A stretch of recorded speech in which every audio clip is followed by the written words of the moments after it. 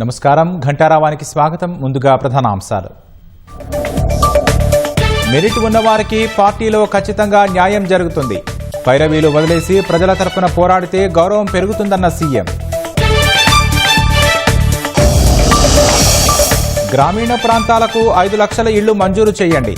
కేంద్ర మంత్రి శివరాజ్ సింగ్ చౌహాన్ను కోరిన పొంగులేటి శ్రీనివాసరెడ్డి.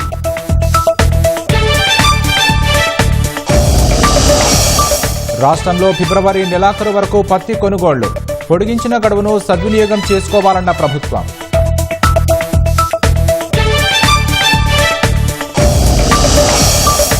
ఉద్రిక్తతకు దారితీసిన కామారెడ్డి ప్రభుత్వ డిగ్రీ కళాశాల ఆస్తుల అంశం.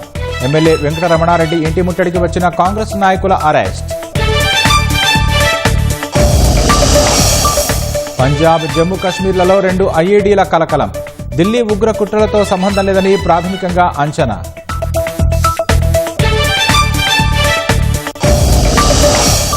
ఉగ్రవాదం, దాని మద్దతుదారులు మానవాళికి శత్రువులు. భారత్, బ్రెజిల్ కలిస్తే గ్లోబల్ సౌత్ గొంతుక బలపడుతుందన్న మోదీ.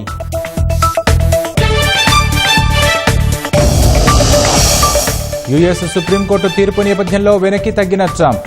సుంకాలను 10% పరిమితం చేస్తూ ఉత్తర్వులు.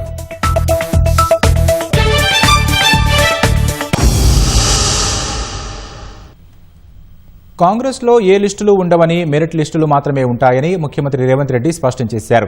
వికారాబాద్లో తెలుగు రాష్ట్రాల డీసీసీ అధ్యక్షుల శిక్షణా శిబిరంలో సీఎం రేవంత్ రెడ్డి ముఖ్య అతిథిగా పాల్గొన్నారు. ఏఐసీసీ ఆధ్వర్యంలో జరుగుతున్న 10 రోజుల శిక్షణా శిబిరానికి ఇరు రాష్ట్రాల పీసీసీ అధ్యక్షులు మహేష్ కుమార్ గౌడ్, వైఎస్ షర్మిలతో పాటు పలువురు మంత్రులు, సీనియర్ నాయకులు పాల్గొన్నారు. డీసీసీ పదవిని ఉపయోగించుకుని మెట్టు పైకి ఎదగాలని సూచించారు.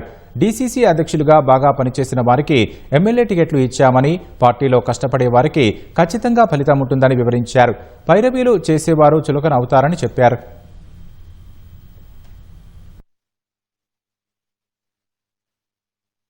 వంద సంవత్సరాల చరిత్ర కలిగిన పార్టీ ఏదైనా ఉందంటే సిపిఐ పార్టీ ఒకటి ఉన్నది. మిగతా అన్ని కూడా మనము తెచ్చిన స్వతంత్రము, మనము ఇచ్చిన రాజ్యాంగము, మనం ఈ దేశాన్ని బలోపేతం చేస్తే ఆ అవకాశాన్ని అందిపుచ్చుకొని రాజకీయ పార్టీలుగా ఏర్పడి ఈరోజు కాంగ్రెస్ ముక్త్ భారత్ అనే స్లోగన్ తీసుకొని ఈ దేశానికి ఒక ప్రమాదకరమైన అట్లాంటి కీలకమైన సందర్భంలో పార్టీ యొక్క విధానమే కాదు, ప్రజల యొక్క సమస్యల్ని ఏ విధంగా అర్థం చేసుకోవాలి, ప్రజలు ఎదుర్కొంటున్న సమస్యలను ఏ విధంగా పరిష్కరించుకోవాలి, ఈ దేశంలో రాజ్యాంగాన్ని రద్దు చేయాలని ఒక పక్కన, ఈ దేశంలో పేదలకు అందుతున్న రిజర్వేషన్లను రద్దు చేయాలని కుట్ర జరుగుతున్న నేపథ్యంలో మీ శిక్షణకు ఒక ప్రత్యేకమైన సమయం ఇది. 10 రోజులు ఇక్కడ ఉండడం అనేది మీరు శిక్షగా భావిస్తే దీనివల్ల 0 ప్రయోజనం. మీ అవకాశాలు మెరుగుపడడానికి కూడా ఈ శిక్షణ కార్యక్రమం ఉపయోగపడుతుంది.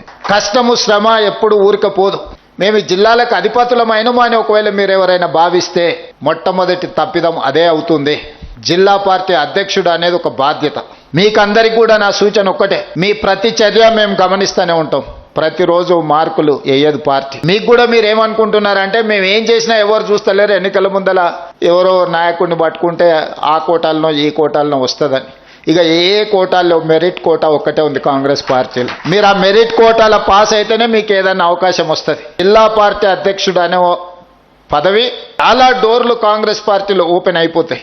ఈ విలువైన పదవిని మీరు దుర్వినియోగం చేసుకుంటే ఇక మిమ్మల్ని ఆ దేవుడు కూడా బాగు చేయలేడు. పదవిని, కార్యకర్తల్ని సమన్వయం చేసుకోవడానికి వాడుకుంటే మీరు ఎమ్మెల్యేనో, ఎమ్మెల్సో, ఎంపీఓ, మంత్రో, ముఖ్యమంత్రో ఏ స్థాయికైనా మీరు ఎదగడానికి ఇది ఉపయోగపడుతుంది. మీకు గౌరవం ఎప్పుడు వస్తుంది అనంటే నా అనుభవంతో చెప్తున్నా, పైరవీలు చేయకపోతే వస్తుంది.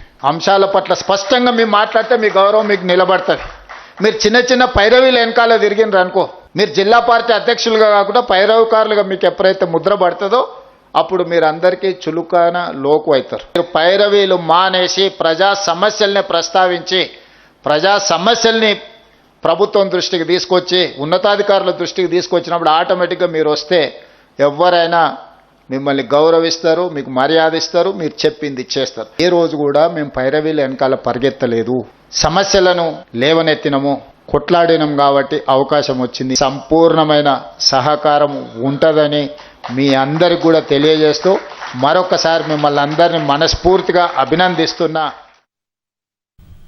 ప్రభుత్వ విజ్ఞప్తి మేరకు రాష్ట్రంలో ఈ నెలాఖరు వరకు పత్తి కొనుగోళ్లను జరిపేందుకు భారత పత్తి సంస్థ సీసీఐ అంగీకరించింది.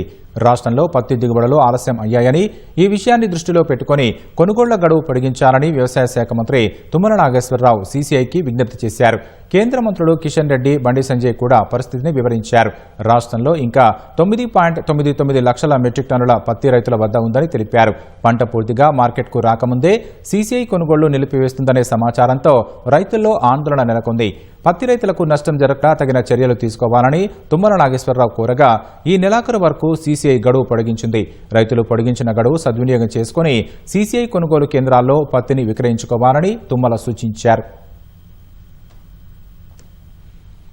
కామారెడ్డిలో తీవ్ర ఉద్రిక్తత నెలకొంది. ప్రభుత్వ డిగ్రీ కళాశాల ఆస్తుల విషయంలో బీజేపీ, కాంగ్రెస్ మధ్య సవాళ్లు ప్రతి సవాళ్లతో రణరంగంగా మారింది. సరస్వతి శిశు మందిర పాఠశాల వద్దకు ఆధారాలతో రావాలని కామారెడ్డి ఎమ్మెల్యే కాటిపల్లి రమణారెడ్డికి కాంగ్రెస్ నాయకులు సవాల్ విసిరారు. తాను ఆధారాలతో స్వయంగా వస్తానని, కాంగ్రెస్ వాళ్లు కూడా రావాలని ఎమ్మెల్యే రమణారెడ్డి సవాల్ విసిరారు. ఇరు పార్టీల శ్రేణులు రోడ్డెక్కాయి. ఈ క్రమంలో ఎమ్మెల్యే కాటిపల్లి రమణారెడ్డి ఇంటి ముట్టడికి వచ్చిన కాంగ్రెస్ నేత మహేందర్ రెడ్డిని పోలీసులు అరెస్టు చేశారు. మహేందర్ రెడ్డి కారును బీజేపీ కార్యకర్తలు ధ్వంసం చేసి నిప్పు పెట్టారు. అప్రమత్తమైన పోలీసులు పరిస్థితిని అదుపులోకి తెచ్చారు.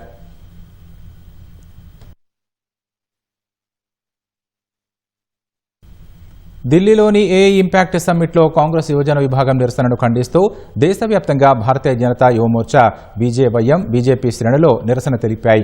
హైదరాబాద్ గాంధీభవన్ ముట్టడికి యత్నించిన నేతల అరెస్టును రాష్ట్ర అధ్యక్షుడు రామచంద్రరావు ఖండించారు.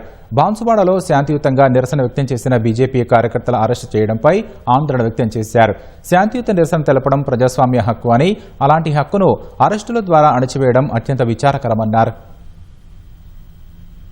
బాన్సువాడలో జరిగినటువంటి ఒక వివాదం వచ్చే అవకాశాల్లో మధ్యన ఈరోజు అక్కడ కొన్ని హిందూ సంస్థలు బాన్సువాడలో బంద్కు పిలుపునిచ్చారు. ఈ బంద్ పిలిపించే 144 సెక్షన్ పెట్టి అనేక మంది బీజేపీ వాళ్ళని, ఆర్ఎస్ఎస్ వాళ్ళని, విశ్వ హిందూ పరిషత్ వాళ్ళని ఈరోజు అక్రమంగా అరెస్ట్ చేసి పోలీసులు ఈరోజు అక్కడ ఇక్కడ తరలివేయడం జరిగింది. కాబట్టి దీన్ని భారతీయ జనతా పార్టీ ఖండిస్తా ఉంది. నేను డీజీపీ గారిని కోరుతా ఉన్నాను, వెంటనే వాళ్ళందరూ కూడా విడుదల చేయాలి. ఎవరైతే ఈ మహిళ పైన దురుసుగా ప్రవర్తించారో వాళ్ళపైన కేసు పెట్టాలి, ఈడీ యాక్ట్ పెట్టాలని చెప్పేసి కూడా ఈ వార్తను డిమాండ్ చేస్తూ వెంటనే అరెస్ట్ చేసిన వారిని వదిలిపెట్టాలని చెప్పేసి కూడా నేను కోరుతా ఉన్నాను. ఢిల్లీలో ఏఐ ఇంపాక్ట్ సమ్మిట్ను లక్ష్యంగా చేసుకుని యువజన కాంగ్రెస్ ఆందోళన చేయడాన్ని నిరసిస్తూ బీజేవైఎం కార్యకర్తలు హైదరాబాద్లో గాంధీభవన్ ముట్టడికి యత్నించారు. ముందే విషయం తెలుసుకుని గాంధీభవన్ పరిసరాల్లో పోలీసులు భారీగా మోహరించారు. బీజేవైఎం కార్యకర్తలను అడ్డుకొని అరెస్టు చేశారు. ఈ విషయంపై భువనగిరి ఎంపీ చామల కిరణ్ కుమార్ రెడ్డి తీవ్రంగా స్పందించారు. బీజేపీకి ధర్నాలు చేయడం తప్పితే రాష్ట్రానికి ఏం తెచ్చారో చెప్పాలని నిలదీశారు. ప్రజా సమస్యలపై చిత్తశుద్ది లేదని విమర్శించారు. బీజేపీ 8 మంది ఎంపీలు తెలంగాణలో ప్రజల సమస్యల గురించి పరిష్కారం చేయరు, కానీ ఎక్కడో దేశవ్యాప్తంగా ముట్టడి చేయమంటే కాంగ్రెస్ పార్టీ ఆఫీసులను ముట్టడి చేయడాన్ని తప్పుగా పరిగణిస్తున్నాము. ఎందుకంటే ఇలాంటి ముట్టడిల వల్ల కాంగ్రెస్ పార్టీ నాయకులను భయపడం, ప్రజా సమస్యల మీద దృష్టి పెట్టకుండా ఇలాంటి కార్యక్రమాలు చేయడం వల్లనే బీజేపీ పార్టీ ఈరోజు తెలంగాణలో ఎక్కడ లేని పరిస్థితిలో ఉంది. ఎందుకంటే మున్సిపల్ ఎన్నికలు చూసినాము, గతంలో ఉన్నటువంటి ఎన్నికలు చూసినాము, 8 మంది ఎంపీలు ఇచ్చినా కానీ ఈ రాష్ట్ర సమస్యలు పరిష్కారం కాలే. దాని మీద ఫోకస్ పెట్టాలని కోరుకుంటున్నాను. రాజకీయ నాటకాలకు యువజన కాంగ్రెస్ సభ్యులు ఏ ఇంపాక్ట్ సదస్సును ఎంచుకోవడం శోచనీయమని బీఆర్ఎస్ కార్యనిర్వాహక అధ్యక్షుడు కేటీఆర్ ఆక్షేపించారు. ప్రపంచ స్థాయి వేదికను నిరసనల కోసం ఉపయోగించడం ద్వారా గొప్పదైన భారతదేశాన్ని అంతర్జాతీయంగా తక్కువ చేసి చూపినట్లవుతుందని ఎక్స్లో పేర్కొన్నారు. ప్రజాస్వామ్యంలో అభిప్రాయ భేదాలు సహజమే అయినప్పటికీ ఎక్కడ ఎలా నిరసన తెలపాలన్నది చాలా ముఖ్యమని అన్నారు. రాజకీయ అసమ్మతి వ్యక్తం చేసేందుకు సమయం, వేదిక కీలకం అన్న ఆయన అంతర్జాతీయ శిఖరాగ్ర సమావేశం లాంటివి అందుకు ఖచ్చితంగా వేదిక కాదని అభిప్రాయపడ్డారు. సొంత పార్టీ ముఖ్యమంత్రి రేవంత్ రెడ్డి ఏఏ సదస్సులో ప్రసంగిస్తున్న సమయంలోనే యువజన కాంగ్రెస్ నేతలు నిరసన చేపట్టడం మరీ విడ్డూరంగా ఉందని కేటీఆర్ ఎద్దేవా చేశారు. మంచిర్యాల జిల్లా క్యాతనపల్లిలో మంత్రి వివేక్ వాహనంపై దాడి కేసులో వీడియో ఫుటేజీలను లోతుగా పరిశీలిస్తున్నామని డీసీపీ భాస్కర్ తెలిపారు. త్వరలో మరికొందరిని అరెస్టు చేస్తామని స్పష్టం చేశారు. రాళ్ల దాడిలో గాయపడిన కానిస్టేబుల్ రాకేష్ ఆరోగ్య పరిస్థితి విషమంగా ఉందని ఆందోళన వ్యక్తం చేశారు. శాంతి భద్రతలకు విఘాతం కలిగించేందుకే దాడి చేశారని చెప్పారు. అరెస్టుల్లో ఎలాంటి రాజకీయ ఒత్తిడి లేదని డీసీపీ భాస్కర్ స్పష్టం చేశారు. పోలీస్ ఇన్స్ట్రక్షన్స్ ఉన్నా 163 బిఎన్ఎస్ ఉన్నా మాట్లాడిన మాట ప్రకారం కాకుండా ఎక్కువ మంది గ్యాదర్ అయ్యి ల్యాండ్ ఆర్డర్ ప్రాబ్లం సృష్టించడంతో grievous hurt to government employee కింద ఆ కేసు కింద కట్టి మొన్న 4 మనం అరెస్ట్ చేయడం జరిగింది. ఇంకా ఆ కేసులో ఆ రోజు పాల్గొన్న వాళ్ళందరినీ వీడియో ఫుటేజ్ ద్వారా అదర్ ఎవిడెన్సెస్ ద్వారా ఐడెంటిఫై చేస్తున్నాము అండ్ టీమ్స్ కూడా ఫామ్ చేసి అరెస్ట్ చేస్తున్నాము. రాష్ట్రంలోని గ్రామీణ ప్రాంతాలకు ఏడాది 3 లక్షల ఇళ్లు వచ్చే సంవత్సరంలో మరో 2 లక్షల ఇళ్లు మంజూరు చేయాలని కేంద్ర గ్రామీణాభివృద్ధి శాఖ మంత్రి శివరాజ్ సింగ్ చౌహాన్ను మంత్రి పొంగులేటి శ్రీనివాసరెడ్డి కోరారు. హైదరాబాద్ వచ్చిన మంత్రి శివరాజ్ సింగ్ చౌహాన్తో సమావేశమైన పొంగులేటి శ్రీనివాసరెడ్డి గత 12 ఏళ్లలో రాష్ట్రానికి ఒక్క ఇల్లు కూడా మంజూరు కాలేదని కేంద్ర మంత్రికి వివరించారు. ఇండ్ల నిర్మాణానికి ప్రజల నుంచి భారీ డిమాండ్ ఉన్నందున రాష్ట్రానికి అవసరమైన ఇళ్లను మంజూరు చేయాలని కోరారు. రాష్ట్రంలో గత ప్రభుత్వం గృహ నిర్మాణాన్ని పూర్తిగా నిర్లక్ష్యం చేసిందన్నారు. 10 ఏళ్లలో సంవత్సరానికి కనీసం 10,000 ఇళ్లను కూడా నిర్మించలేదని తెలిపారు. కేంద్రం నుంచి ఒక ఇల్లు కూడా తీసుకోలేదని వివరించారు. గ్రామీణ ప్రాంతాలకు ఇండ్లు మంజూరు చేయాలని రాష్ట్ర ప్రభుత్వం 2 ఏళ్లుగా విజ్ఞప్తి చేస్తున్నా కేంద్రం నుంచి సానుకూల స్పందన రావడం లేదని వివరించారు. వచ్చే 3 ఏళ్లలో అర్హులైన పేదలందరికీ ఇండ్లు నిర్మించాలని లక్ష్యంగా పెట్టుకున్నామన్న పొంగులేటి ఈ ఏడాది దాదాపు 4 లక్షల ఇందిరం ఇండ్లను మంజూరు చేసినట్లు చెప్పారు. కేంద్ర ప్రభుత్వం చేయూతనిస్తే రాష్ట్రంలో పేదల గృహ నిర్మాణ కార్యక్రమం మరింత వేగవంతం అవుతుందన్నారు. కేంద్ర మార్గదర్శకాల ప్రకారం మొబైల్ యాప్ ద్వారా రాష్ట్రంలో చేపట్టిన సర్వే ప్రకారం గ్రామీణ ప్రాంతాల్లో ఇళ్లకు 11,57,000 మంది అర్హులు ఉన్నట్లు గుర్తించామన్నారు. సోమశిల సిద్ధేశ్వరం ఐకాన్ బ్రిడ్జి నిర్మాణానికి కావలసిన అటవీ అనుమతుల కోసం నల్లమల అటవీ ప్రాంతాన్ని అధికారులు పరిశీలించారు. నాగర్ కర్నూలు జిల్లా కొల్లాపూర్ మండలం సోమశిల మల్లేశ్వరం గ్రామ సమీపంలోని నల్లమల అటవీ ప్రాంతంలో ministry of environment, forest and climate change, NHAI అటవీ శాఖ అధికారులు పర్యవేక్షించారు. అనంతరం బోటు ద్వారా సోమశిల చేరుకొని ఐకాన్ బ్రిడ్జి నిర్మాణ స్థల పరిశీలన చేశారు. నల్లమల అటవీ ప్రాంతంలో ఐకాన్ బ్రిడ్జ్, జాతీయ రహదారి పనులకు అనుమతుల కోసం అధికారులు క్షేత్రస్థాయిలో సమీక్షించారని DFO రేవంత్ చంద్ర తెలిపారు. సోమేశ్వరం సిద్ధేశ్వరం వరకు ఒక ఐకానిక్ బ్రిడ్జ్ ప్రపోజల్ మనకి ఒకటి అది ఫారెస్ట్ క్లియరెన్స్ కింద పెండింగ్లో ఉంది. సో దాని స్టేజ్ 1 క్లియరెన్స్ అయ్యే కంటే ముందు యూజర్ ఏజెన్సీ అంటే national highway authority of India వాళ్ళు, ఇంకా మినిస్ట్రీ ఆఫ్ ఎన్వైరన్మెంట్ నుంచి రీజనల్ ఆఫీస్ ఉంటుంది, వాళ్ళ నుంచి అసిస్టెంట్ కమిషనర్ ఫారెస్ట్ వచ్చి సైట్ ఇన్స్పెక్షన్ చేస్తారు. విత్ ఫారెస్ట్ డిపార్ట్మెంట్ ఎంత ఫారెస్ట్ ల్యాండ్ డైవర్ట్ అవుతుంది, ఎక్కడ డైవర్ట్ అవుతుంది, ఆ ఫారెస్ట్ ల్యాండ్ ఎంత డైవర్ట్ అవుతుంది మినిమం ఉండాలి కదా. అలాంటి కండిషన్స్ అన్ని వాళ్ళు ఒకసారి చెక్ చేసి ఎక్కడైతే బౌండరీ పిల్లర్స్ ఉన్నాయో సరిగ్గా ఉన్నాయా లేవా అవన్నీ చూసి ఇప్పుడు ఎక్కడైతే ఫారెస్ట్ డైవర్ట్ అవుతుందో దానికి డైవర్షన్కి కంపెన్సేషన్గా కంపెన్సేటెడ్ ల్యాండ్ ఇస్తారు before getting stage 1 approval from ministry of environment. So అవి చూడడానికి ఈరోజు సైట్ ఇన్స్పెక్షన్ జరిగింది. Hyderabad Nampally forensic science lab అగ్ని ప్రమాదంలో 1100 దస్త్రాలు దగ్ధమైనట్లు నాగ్పూర్కు చెందిన ప్రత్యేక బృందం గుర్తించింది. ఈ 1100 కేసుల డేటా రికవరీ కోసం ప్రత్యేక బృందం యత్నించినా ఫలితం లేకుండా పోయింది. కేసుల డేటా రికవరీ కష్టమని నాగ్పూర్ ప్రత్యేక బృందం తేల్చింది.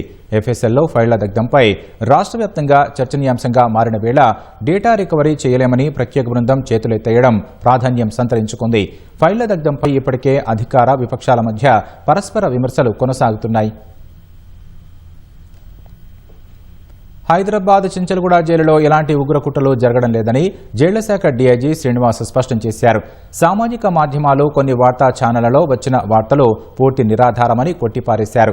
జాతీయ భద్రతకు సంబంధించిన వార్తల అంశంలో తప్పనిసరిగా ధృవీకరించుకొని సంయమనం పాటించి ప్రసారం చేయాలని శ్రీనివాస్ సూచించారు.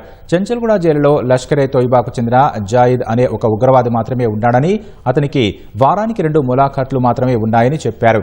చించల్గూడ జైలులో ఉగ్ర కుట్రలంటూ వస్తున్న వార్తలు వదంతులేనని DIG శ్రీనివాస్ స్పష్టం చేశారు. ఇట్లాంటి నేషనల్ సెక్యూరిటీకి సంబంధించినటువంటి ఇష్యూలలో ఏదైనా టెలికాస్ట్ చేసే ముందు వాటి యొక్క అథెంటిసిటీ, వచ్చిన సోర్సు కరెక్టే అనేది వెరిఫై చేసుకున్న తర్వాత టెలికాస్ట్ కానీ స్క్రోలింగ్లు కానీ పెడితే బాగుంటుందని చెప్పి నేను తెలియజేస్తున్నాను. చంచల్గూడ జైలు నుండి మీరు చెప్పినట్టు లష్కరే తోయిబా కానీ అట్లాంటి ఉగ్రవాదులు ఓన్లీ ఒకరే ఒకరు ఉన్నారు. ఆ జాహిద్ అనే వ్యక్తి ఒకరే ఉన్నారు. వారు ములాఖాతులు కూడా వారి భార్య తప్ప మిగతా ఎవరు కూడా రారు. అత్యంత సర్వేలెన్స్ లో ఇవన్నీ కూడా రికార్డ్ చేయడం జరుగుతుంది. వెంటనే మమ్మల్ని సంప్రదించినట్టయితే అందుకు సరైనటువంటి రిపోర్ట్ ఇవ్వడం జరుగుతుంది. నర్సింగ్ పోస్టుల భర్తీ కోసం నిర్వహించిన పరీక్షల ఫలితాలను వెంటనే విడుదల చేయాలని బీసీ సంక్షేమ సంఘం జాతీయ అధ్యక్షుడు ఆర్ కృష్ణయ్య డిమాండ్ చేశారు. హైదరాబాద్ కోటిలోని వైద్య విధాన పరిషత్ వద్ద నర్సింగ్ అభ్యర్థులు చేపట్టిన ఆందోళనకు ఆయన మద్దతు తెలిపారు. 18 నెలలు క్రితం నోటిఫికేషన్ ఇచ్చి పరీక్షలు నిర్వహించారని, అయినా ఫైనల్ లిస్ట్ విడుదల చేయకుండా అధికారులు నిర్లక్ష్యం చేస్తున్నారని మండిపడ్డారు. మార్చి 20వ తేదీలోపు అభ్యర్థుల తుది జాబితా విడుదల చేస్తామని అధికారులు హామీ ఇవ్వడంతో ఆందోళన విరమించారు. ఇచ్చిన హామీ నెరవేర్చని పక్షంలో వేలాది మందితో మెడికల్ అండ్ హెల్త్ డైరెక్టర్ కార్యాలయాన్ని ముట్టడిస్తామని ఆర్ కృష్ణయ్య హెచ్చరించారు. 18 నెలల క్రితం నోటిఫికేషన్ వేసి పరీక్ష జరిపి ఆ తర్వాత వెరిఫికేషన్ జరిగినాక 18 నెలలు అవుతుంటే కూడా 2322 మంది సెలెక్టెడ్ నర్సింగ్ ఆఫీసర్ యొక్క ఫలితాలు ఇంకా ప్రకటించకుండా జాప్యం చేస్తున్నారు. ఇక్కడ అధికారుల యొక్క నిర్లక్ష్యం వల్ల సెలెక్ట్ అయిన వారికి జాప్యం చేస్తున్నారు. గత 2025 సంవత్సరంలో నోటిఫికేషన్ ద్వారా ఎగ్జామ్ జరగడం జరిగింది. అప్పటి నుంచి ఇప్పటి వరకు వాళ్ళ సర్టిఫికేట్ వెరిఫికేషన్ దగ్గర చేశారు. సర్టిఫికేట్ వెరిఫికేషన్ చేసి జాప్యం చేస్తూ ఉన్నారు. భవిష్యత్తులో ఎంపీటీసీ జెడ్పీటీసీ ఎలక్షన్ రావడం జరుగుతుంది. దానివల్ల 2 నెలల నుంచి 3 నెలల టైం వేస్ట్ అవుతుంది. నల్గొండ జిల్లా వేములపల్లి పీఎస్సీఎస్ కేంద్రంలో రైతులకు సరిపడా యూరియా పంపిణీ చేయాలని, ఆన్లైన్ విధానాన్ని రద్దు చేయాలని డిమాండ్ చేస్తూ రైతులు ధర్నా చేపట్టారు. ఆన్లైన్ విధానంపై అవగాహన లేని రైతులు యూరియాను ఏ విధంగా బుక్ చేసుకుంటారని వారు ప్రశ్నించారు. వెంటనే ప్రభుత్వం ఆన్లైన్ విధానాన్ని రద్దు చేసి పాత పద్ధతిలోనే యూరియాను అందించాలని రైతులు డిమాండ్ చేశారు. అన్నదాతల ఆందోళనలతో రహదారిపై ట్రాఫిక్ జామ్ కాగా పోలీసులు ఘటనా స్థలానికి చేరుకుని వారికి నచ్చజెప్పి ట్రాఫిక్ క్లియర్ చేశారు.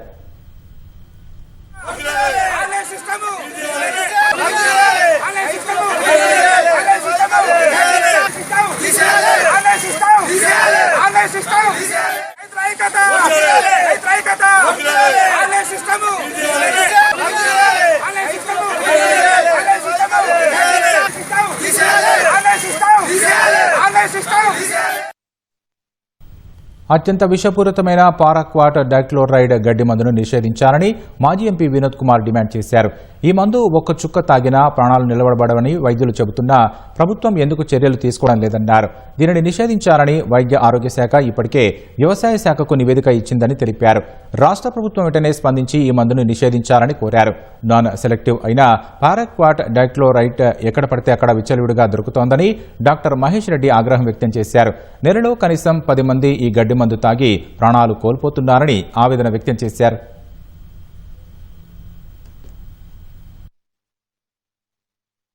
రైతులు వాస్తవంగా ఇది వాడేది గడ్డి మందులు చాలా రకాలు ఉన్నాయి. కొంతమందికి ఇది అర్థం కాదు. అందరూ ఏమనుకుంటారంటే కలుపు మందులు అనుకుంటారు. కలుపు మందులు ఖచ్చితంగా మనకు అవసరమే.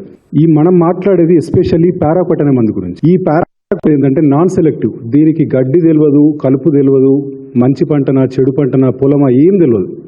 అది పచ్చగా ఉంది అంటే దేన్నైనా సరే చంపేస్తుంది.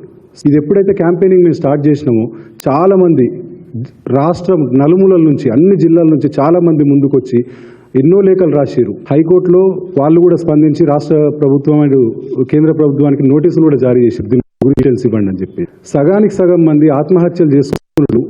నేను ఇప్పుడు ఈ 15 సంవత్సరాల్లో చూసింది క్షణికావేశంలా లేదంటే భయపెట్టిద్దామని చేసుకుంటారు. ఒకప్పుడు మనకు తెలుసు ఎండోసల్ఫర్ అని ఒక డేంజరస్ మందు ఉండే. దానికన్నా ఫిట్స్ కంట్రోల్ చేయడానికి మందులు, వెంటిలేటర్లు ఉన్నాయి. అట్లాంటి మందునే మనం ఇండియాలో కంప్లీట్ బ్యాన్ చేసుకున్నాం. దీనికి ఎలాంటి మందు లేదు, సిమ్టమాటిక్ ట్రీట్మెంట్ లేదు. జస్ట్ ఒక 10 ml దాటిందంటే మోర్టాలిటీ 99% ఉన్నది.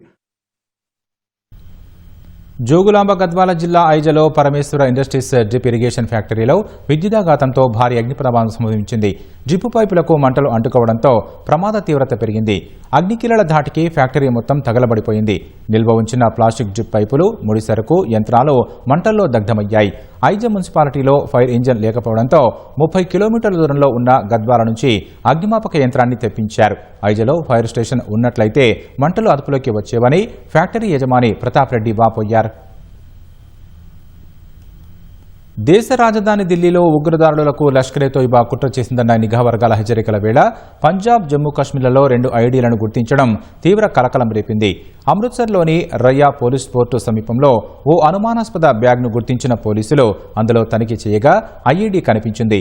వెంటనే బాంబు నిర్వీర్య బృందాలను రప్పించిన పోలీసులు ఐఈడీని డిఫ్యూజ్ చేయించారు. కశ్మీర్లోని సపపోరా ప్రాంతంలో ఓ రోడ్డు పక్కన పారవేసిన బ్యాగ్ను తనిఖీ చేయగా ఇంప్రవైజ్డ్ పేలుడు పరికరం లభ్యమైందని పోలీసులు తెలిపారు. వెంటనే అక్కడకు చేరుకున్న బాంబ్ స్క్వాడ్ బృందం దాన్ని నిర్వీర్యం చేసిందని వెల్లడించారు. కాగా జమ్మూ కశ్మీర్లో ఈ వారంలో ఐఈడీలను గుర్తించడం ఇది మూడోసారి.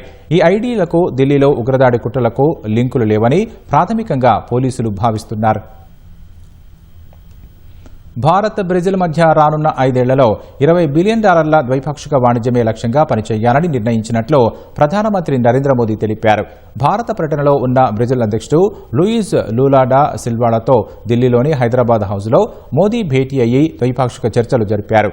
భవిష్యత్తు కోసం digital partnership, rare earth and critical minerals, steel సరఫరా, కొలుచులో మైనింగ్ రంగాల్లో పరస్పర సహకారానికి సంబంధించి 3 ఒప్పందాలపై వారిద్దరూ సంతకాలు చేశారు. తర్వాత మీడియా సమావేశంలో పాల్గొన్న నేతలు ఉగ్రవాదం, దాని మద్దతుదారులు యావత్ మానవాళికి శత్రువులని నొక్కి చెప్పారు. ప్రపంచ భౌగోళిక రాజకీయాలు అల్లకల్లోలంగా మారిన ప్రస్తుత తరుణంలో భారత్ బ్రెజిల్ వ్యూహాత్మక సంబంధాలను మరింత బలోపేతం చేసుకోవడం చాలా ముఖ్యమని లూలా డా సిల్వా అభిప్రాయపడ్డారు. తర్వాత మాట్లాడిన ప్రధాని మోదీ లాటిన్ అమెరికాలో భారత్కు అతిపెద్ద వాణిజ్య భాగస్వామి బ్రెజిల్ అని గుర్తు చేశారు. భారత్ బ్రెజిల్ కలిసికట్టుగా పనిచేస్తే గ్లోబల్ సౌత్ దేశాల గొంతుక బలంగా మారుతుందని వివరించారు. ఎడాపెడా సుంకాలు విధించే అధికారం అధ్యక్షుడికి లేదని అమెరికా సుప్రీంకోర్టు తీర్పు వెలువరించిన వేళ అగ్రరాజ్యాధినేత వెనక్కి తగ్గక తప్పలేదు. గత్యంతరం లేక అన్ని దేశాలపై 10% మాత్రమే సుంకాలు విధిస్తూ కార్యనిర్వాహక ఉత్తర్వులపై సంతకాలు చేశారు. నూతన సుంకాలు ఈ నెల 24 నుంచి అమల్లోకి రానున్నట్లు ప్రకటించారు. ఫలితంగా భారత్పై టారిఫ్లు 18 నుంచి 10% దిగి రానున్నాయి. ప్రపంచ దేశాలపై విధించిన వివిధ టారిఫ్లను అమెరికా సుప్రీంకోర్టు రద్దు చేసిన నేపథ్యంలో అధ్యక్షుడు డొనాల్డ్ ట్రంప్ కొత్త మార్గాన్ని అన్వేషించారు. 1974 వాణిజ్య చట్టం సెక్షన్ 122 ప్రకారం తనకున్న అధికారాలను వినియోగిస్తూ తాత్కాలిక దిగుమతి సర్ఛార్జీ విధానాన్ని తీసుకొచ్చారు. కొన్ని అంతర్జాతీయ చెల్లింపుల సమస్యలను పరిష్కరించడానికి సెక్షన్ 122 అధ్యక్షుడికి వీలు కల్పిస్తుంది. దీని కింద తాత్కాలికంగా దిగుమతి సర్ఛార్జీని విధించేందుకు అధ్యక్షుడికి అధికారముంది. ఈ చట్టాన్ని ఆసరాగా చేసుకుని ప్రపంచ దేశాల నుంచి అమెరికాలోకి వచ్చే దిగుమతులపై 10% సుంకాన్ని విధిస్తూ ట్రంప్ కార్యనిర్వాహక ఉత్తర్వుపై సంతకం చేశారు. 150 రోజుల పాటు నూతన సుంకాలు అమల్లో ఉంటాయని శ్వేతసౌధం తెలిపింది. ఈ నెల 24 నుంచి ఇవి అమల్లోకి వస్తాయని తెలిపింది. అమెరికా ఆర్థిక వ్యవస్థ అవసరాల దృష్ట్యా కొన్ని వస్తువులపై సుంకాలు ఉండవని వెల్లడించింది. కొన్ని కీలక ఖనిజాలు, ఔషధాలు, బీఫ్, వ్యవసాయ ఉత్పత్తులు, నారింజ, ఇంధన ఉత్పత్తులు, ప్యాసింజర్ వాహనాలు, ఏరోస్పేస్ పరికరాలు వంటి వాటిపై సుంకాలు ఉండవని పేర్కొంది.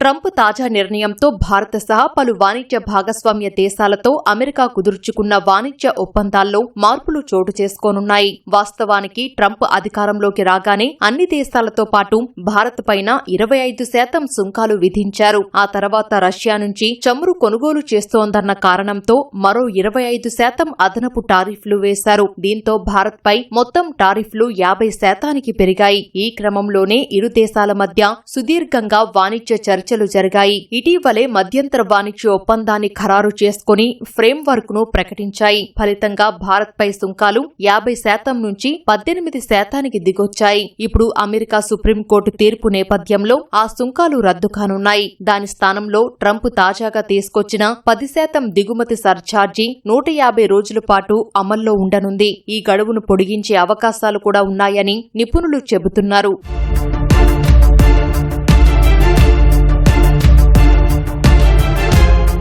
ట్రంప్ రెండోసారి అధికారంలోకి రాకముందు అమెరికా ప్రకటించిన అత్యధిక ప్రాధాన్య దేశాల జాబితాలో భారత్ ఉండేది. ఈ విధానం ప్రకారం మెజారిటీ భారత్ వస్తువులపై 0 లేదా 3% వరకు సుంకాలు ఉండేవి. స్టీల్, అల్యూమినియంలపై మాత్రం భారీ సుంకాలు ఉండేవి. మోస్ట్ ఫేవర్డ్ నేషన్ జాబితా కింద ఒక వస్తువుపై 5% సుంకముంటే 10% కలుపుకొని మొత్తం 15% సుంకాలు చెల్లించాల్సి ఉంటుంది. భారత్ అమెరికాకు ఎగుమతి చేసే దాదాపు 40% ఉత్పత్తులపై సుంకాలు ఉండవని జీటీఆర్ఐ సంస్థ తెలిపింది. 55% ఉత్పత్తులపై మాత్రం 10% దిగుమతి సర్ఛార్జీతో పాటు గతంలో ఏమైనా అదనపు సుంకాలు ఉంటే అది కూడా చెల్లించాల్సి ఉంటుందని వెల్లడించింది. స్టీల్, అల్యూమినియంపై 50%, కొన్ని వాహన విడిభాగాలపై 25% సుంకాలు కొనసాగుతాయని వివరించింది.